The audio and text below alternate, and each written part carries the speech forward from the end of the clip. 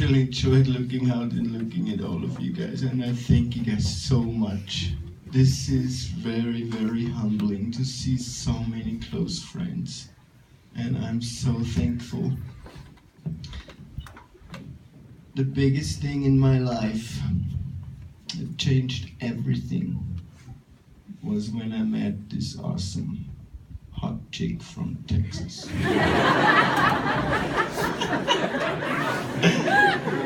I knew it right away.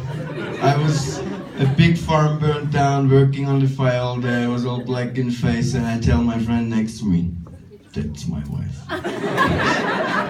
And she looked up there and said, "Hey, I like that guy with the blue eyes up there, that fire."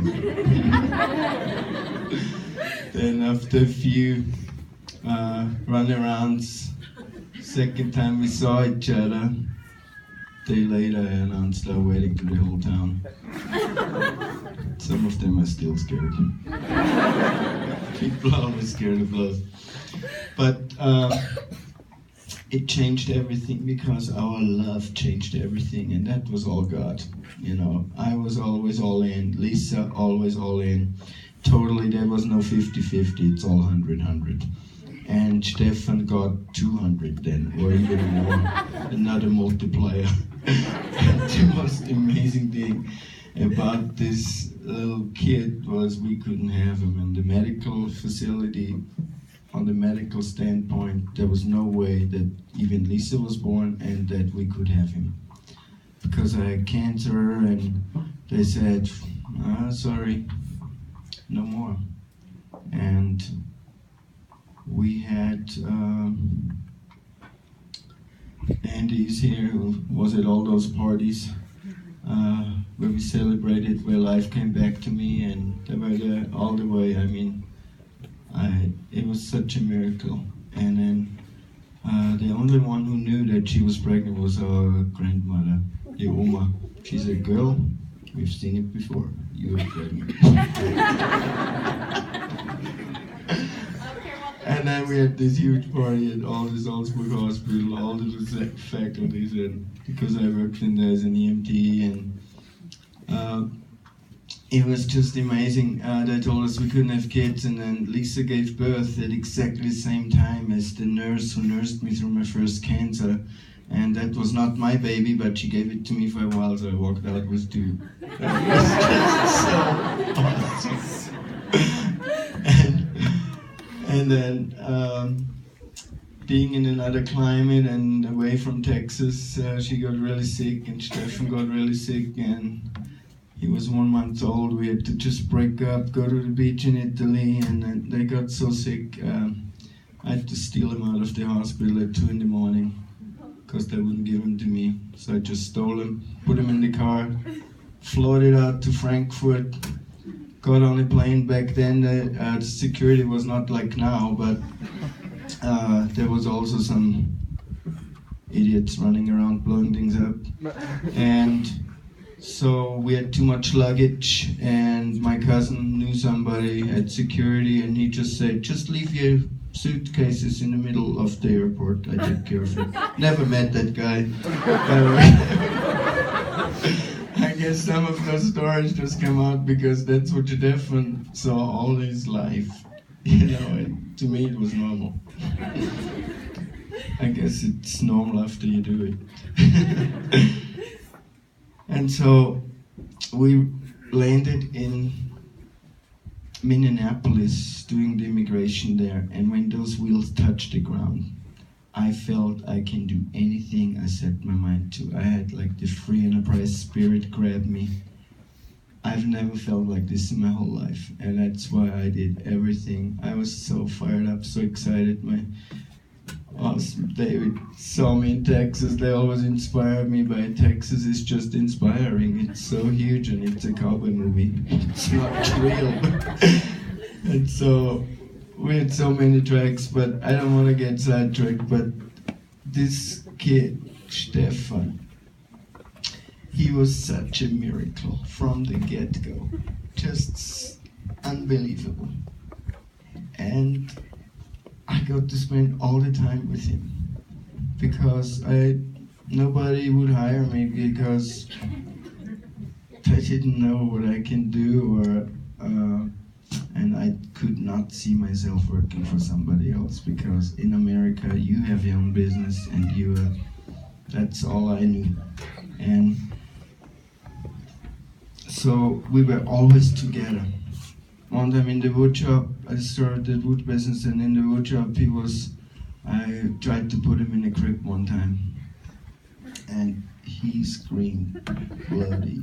I mean, he would not stop screaming, and I held it for an hour, and okay, after 2 hours I threw the crib away and I never put him in there. He was such a free spirit. And then we were together all this time, and skiing is just my love. That saved my life from my cancers, brought me back to life all the time, and I just felt I had so much to give. My mentors in Austria, they wrote the Austrian ski plan into law. It's a law how you do it over there. And those were my fathers, and so that's what we're sharing over here. And Stefan just was, he felt, the coach's kid is always hard, because you have always some fast kids that want more of that than their own kids. And there was always, everybody who coaches knows that and has kids. And we got really very far because my dream was so big, and he said, "Dad, please don't have so big dreams. I always have to work so hard to make them reality. Don't have any more dreams." But through those dreams, we all together here. This is the reason, guys. And I just cherish you guys to dust off all of yours. There's as many dreams as there's hearts in here. Dust them all off, and that's what Stefan has been doing and teaching everybody. And live in the moment, and love everybody around you. Cherish everybody around you.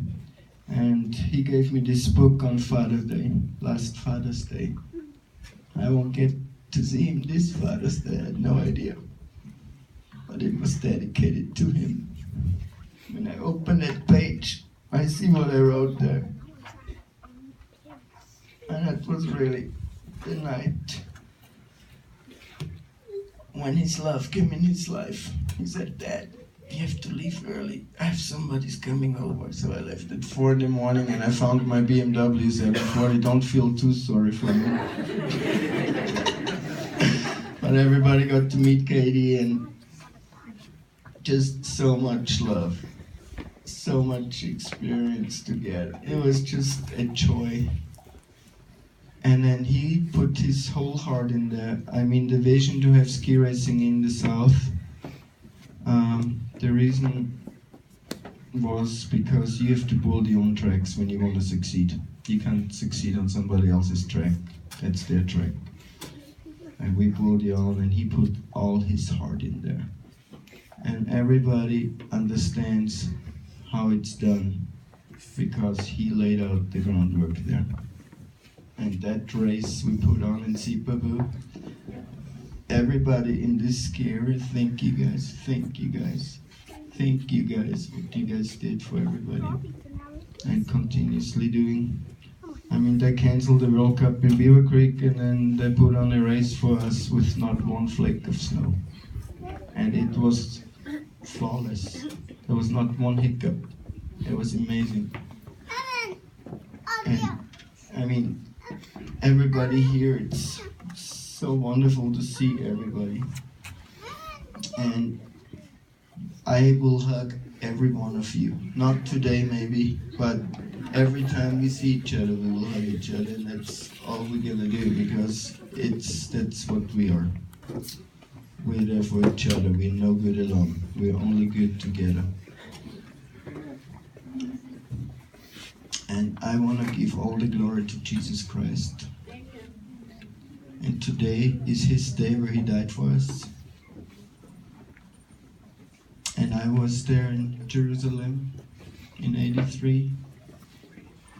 It changed my life, and he's changed my life. driving up here after getting the news and seeing her heart broken for hours and hours and hours, and nothing we could do. I could feel the pain God took for our sins. And it's not just sins, it's fun, it's real fun. No.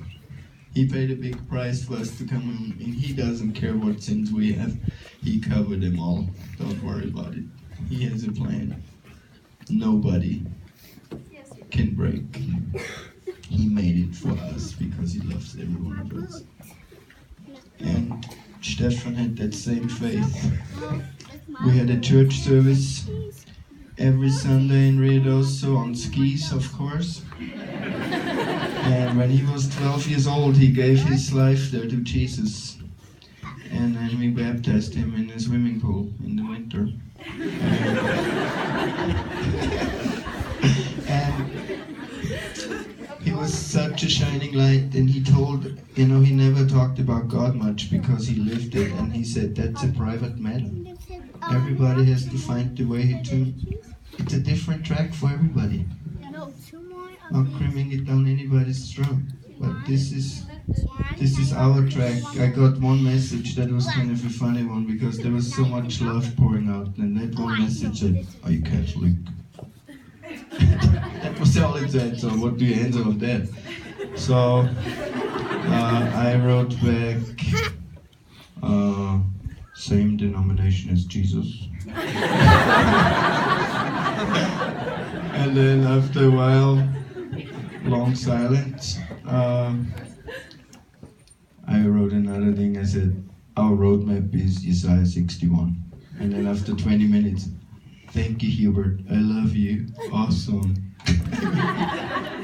I wish for you to read it for yourself.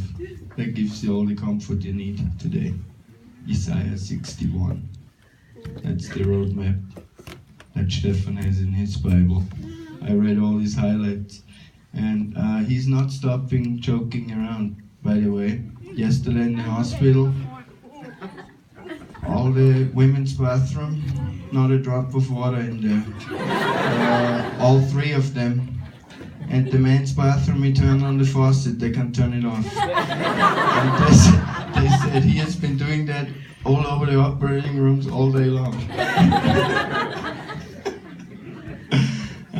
And last night, because I miss him so much, I dreamed about his feet. Because my feet are so big and his are small, and he had to come to the same place. I mean, what a journey right there. And so yesterday he visited me. He was jumping in the bed. The bed was jumping like this, just to comfort me. And I asked him, Stefan, what do you need? He said, I don't need anything. Just total comfort. And then he left the toilet running. But